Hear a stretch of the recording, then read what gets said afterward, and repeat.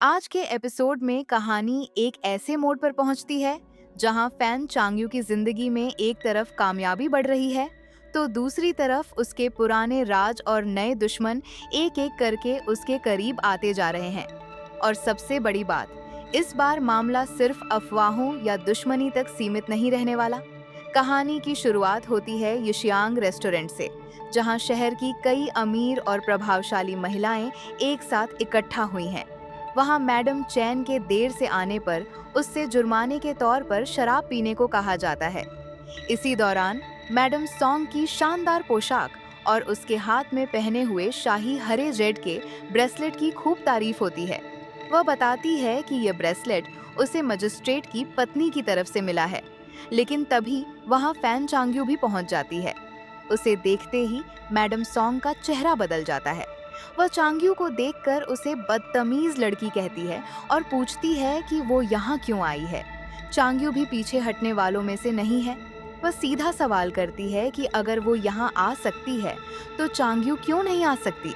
इसके बाद madam song अपनी सामाजिक हैसियत दिखाने लगती है। वह दूसरी महिलाओं के सामने बताती है कि उसके बेटे की शादी मजिस्ट्रेट ने तय की थी और ये रिश्ता बड़े परिवार और अच्छे संस्कारों को देखकर हुआ था। बातों बातों में वह चांग्यू को नीचा दिखाने की कोशिश करती है और उसकी शादी का मजाक उड़ाते हुए कहती है कि आखिरकार स्कॉलर सॉन्ग को अच्छी कीमत में बेच दिया गया। चांग्यू के लिए ये बातें निश्चित ही अपमानजनक हैं, लेकिन वह वहाँ कोई तमाशा नहीं करती। दूसरी महिलाएं भी इस बातचीत को अलग अलग नजरिए से देखती हैं। इसी बीच फैन चांग्यू के बारे में पुराने और बेहद खतरनाक अफवाहें फैलने लगती हैं। कहा जाता है कि वो अपने परिवार के लिए मनहूस है। यहाँ तक कि उसके माता पिता और चाचा की मौत का जिम्मेदार भी उसे बताया जाता है। इतना ही नहीं, उसके घर में हुए पुराने हमले की बात भी सामने आती है। एक आदमी ये भी बताता है कि उसने 6 साल तक मैनेजर यू को ढूंढा था और चांग्यू ने उसके लिए गलत सुराग छोड़ दिए थे, जिसके कारण वह 6 साल तक उसे खोजता रहा। लेकिन अब उसे पता चला है कि चांग्यू लिनान में न सिर्फ जिंदा है, बल्कि 6 साल में अपना खुद का बड़ा रेस्टोरेंट भी खड़ा कर चुकी है। और यहीं से मामला गंभीर हो जाता है। वह अपने आदमी को आदेश देता है कि चांग्यू के सभी संबंधों की जांच की जाए और उसके आसपास मौजूद पुरुषों के बारे में भी पता लगाया जाए। यहाँ तक कि वह बेहद क्रूर आदेश देता है कि जिसने भी चांग्यू को छुआ है उसके शरीर का वही हिस्सा काटकर उसके सामने लाया जाए। दूसरी तरफ रेस्टोरेंट में चांग्यू के खिलाफ अफवाहें जारी रहती हैं, लेकिन मैडम लियू इन बातों का विरोध करती है। वह कहती है कि चांग्यू ने वर्षों तक अपने स्कॉलर मंगेतर का साथ दिया, लेकिन जब वह परीक्षा पास कर गया तो उसी ने चांग्यू को छोड़ दिया। ऐसे में असली गलत लोग चांग्यू नहीं, बल्कि वो माँ बेटा हैं जिन्होंने उसका भरोसा तोड़ा। मैनेजर यू भी चांग्यू का समर्थन करती है।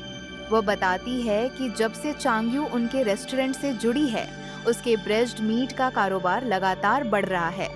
उसके लिए चांग्यू कोई मनहूस लड़की नहीं, बल्कि सौभाग्य लेकर आने वाली इंसान है। लेकिन कुछ महिलाओं की सोच इतनी आसानी से नहीं बदलती। वे खुद मैनेजर यू के चरित्र पर भी सवाल उठाने लगती हैं। यानी यहाँ कहानी सिर्फ चांग्यू के खिलाफ अफवाहों की नहीं है, बल्कि ये भी दिखाती है कि समाज अक्सर महिलाओं को एक दूसरे के खिलाफ खड़ा कर देता है।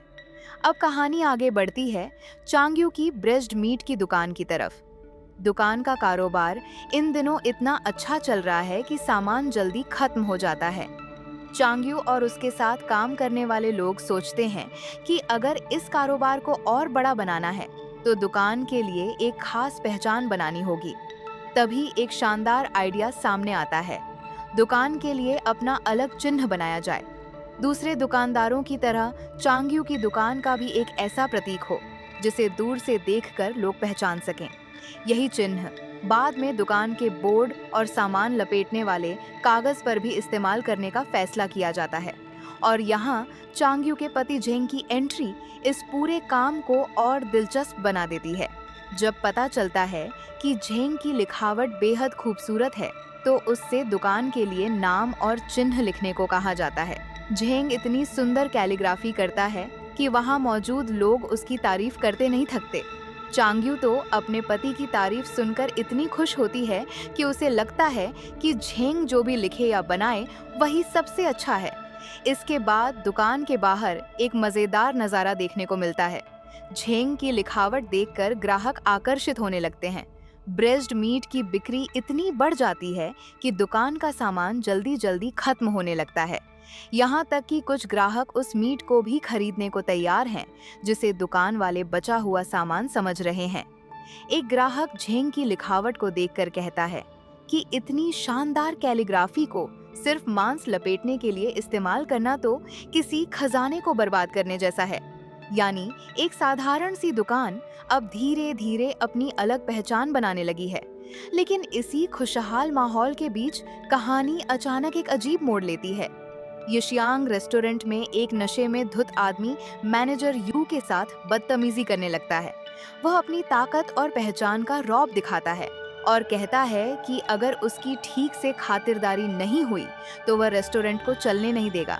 मैनेजर यू पहले उसे शांत करने की कोशिश करती है, लेकिन जब वो हद पार करता है तो आखिरकार उसके खिलाफ सख्त कदम उठाया जाता है। तभी मिस्टर क्यूई वहां पहुंचते हैं। उनकी मौजूदगी से माहौल तुरंत बदल जाता है। मैनेजर यू उन्हें धन्यवाद देती है क्योंकि उन्होंने उस बदतमीज आदमी से उसे बचाया। लेकिन मैनेजर यू को कुछ अजीब महसूस होता है।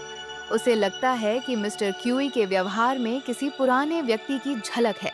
हालांकि चेहरा अलग है, आवाज अलग है और वह निशान भी नहीं है जिसे वह याद करती है। इसलिए वह खुद को समझाती है कि शायद वो सिर्फ उसका भ्रम है। लेकिन दर्शकों के मन में अब एक बड़ा सवाल पैदा होता है। आखिर मैनेजर यू मिस्टर क्यूई को देखकर इतनी घबराती क्यों है? इसके बाद कहानी में एक और महत्वपूर्ण किरदार सामने आता है, छोटा बच्चा बाओर। बाओर चोरी छिपे खाना खाने की कोशिश कर रहा होता है और फैन चैंग ने उसे पकड़ लेती है। बच्चा डर जाता है और बताता है कि उसका नाम यू बाओर है और उसकी उम्र 6 साल है। चांग्यू उसके साथ प्यार से बात करती है। उसे पता चलता है कि बाओर की माँ उसे ज्यादा लोगों से मिलने जुलने नहीं देती, क्योंकि उसकी माँ मानती है कि बच्चे की किस्मत कुछ ऐसी है कि उसे लोगों से दूर रखना ही उसके लिए सुरक्षित है। चांग्यू बच्चे के साथ खेलने लगती है, लेकिन अचानक माहौल बदल जाता है जब कुछ लोग वहां आ जाते हैं और बच्चों को वहां से भगा देते हैं। इसी बीच बौर और चांगनिंग के गायब होने की खबर सामने आती है। सब लोग घबरा जाते हैं। फुलिंग बताती है कि बाओर गुप्त कमरे में नहीं है और चांगनिंग भी अभी कुछ देर पहले वहीं थी। मैनेजर यू को शक होता है कि शायद वही रहस्यमय क्यूई इन दोनों के पीछे है। सब लोग अलग अलग दिशाओं में उन्हें ढूंढने निकलते हैं और यहीं कहानी का तनाव और बढ़ जाता है। दूसरी तरफ क्यूई के बारे में जांच जारी है। पता चलता है कि वो लगातार कियान के आसपास घूम रहा है।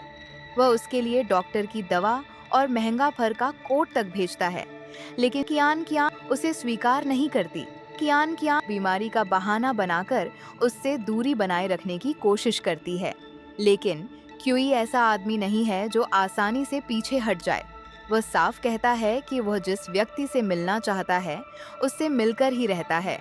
आखिरकार वह सामने पहुंच जाता है।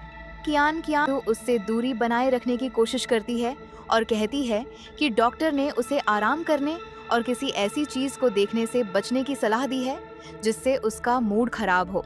ये बात सुनकर साफ समझ आता है कि कियान जानबूझकर उसे चुभाने की कोशिश कर रही है, लेकिन क्यूई भी पीछे नहीं हटता। वह नब्ज तक जांचता है और कहता है कि उसकी हालत सचमुच सर्दी जुकाम जैसी लग रही है। फिर वो उसे दवा लेने के लिए कहता है। कियान से धन्यवाद देकर वहां से जाने को कहती है। तभी वो एक ऐसी बात कहती है जिससे क्यूई के चेहरे का भाव बदल जाता है। वह कहती है कि उसकी चिंता करने वाले बहुत से पुरुष मौजूद हैं और उसे लाइन में लगकर अपनी बारी का इंतजार करना चाहिए। लेकिन असली खेल तो इसके बाद शुरू होता है। क्यूई पूरा यशियांग रेस्टोरेंट बुक कर लेता है। पहले वह रोजाना 100 तेल देकर रेस्टोरेंट बुक करने की बात करता है, लेकिन जब को ये रकम भी कम लगती है तो वो सीधे कह देती है कि कम से कम 1000 तेल रोज चाहिए। क्यूई बिना किसी हिचकिचाहट के इस रकम को भी स्वीकार कर लेता है। क्यूई का ये व्यवहार साफ संकेत देता है कि उसकी नज़र में ये सिर्फ एक सामान्य व्यापारिक सौदा नहीं है। जब बाओर वापस मिलता है तो कियान कियान का व्यवहार बहुत सख्त हो जाता है। चांग्यू देखती है कि कियान कियान अपने बेटे के साथ बहुत ज्यादा कठोर व्यवहार कर रही है। चांग्यू समझती है कि कियान कियान के अतीत में कोई ऐसा राज के वजह से वह अपने बेटे को लेकर हमेशा डरी रहती है। वहीं दूसरी तरफ युद्ध की स्थिति गंभीर होती जा रही है। परेशानी बढ़ने के कारण अनाज की जरूरत पड़ रही है और यही इस एपिसोड के अंत में सबसे बड़ा ट्विस्ट बन जाता है। लेकिन सवाल ये है कि क्यूई आखिर है कौन? मैनेजर यू उसे देखकर इतनी डरी हुई क्यों है? और सबसे बड़ा सवाल, चांग्यू के अतीत से जुड़ा वह कौन सा राज है जो अब धीरे धीरे सामने आने वाला है? एक तरफ चांग्यू का कारोबार सफलता की ओर बढ़ रहा है, दूसरी तरफ उसके आसपास के लोग और भी खतरनाक रहस्यों में फंसते जा रहे हैं। और अब देखना बेहद दिलचस्प होगा कियान कियान अपने नकली पति को लेकर क्यूई को कैसे मात देती है, क्योंकि इस बार मामला सिर्फ प्यार या जलन का नहीं लगता, इसके पीछे कोई बहुत बड़ा राज छिपा हुआ है।